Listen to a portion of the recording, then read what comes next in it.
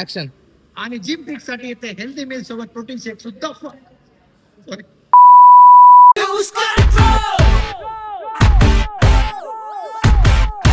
कुठं जायचंय?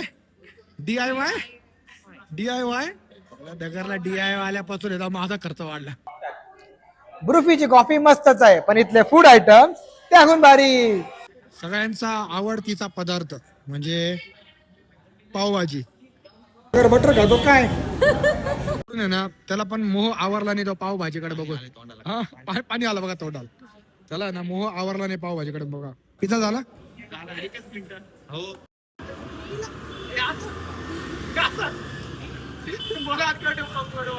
सागर झालं शूट?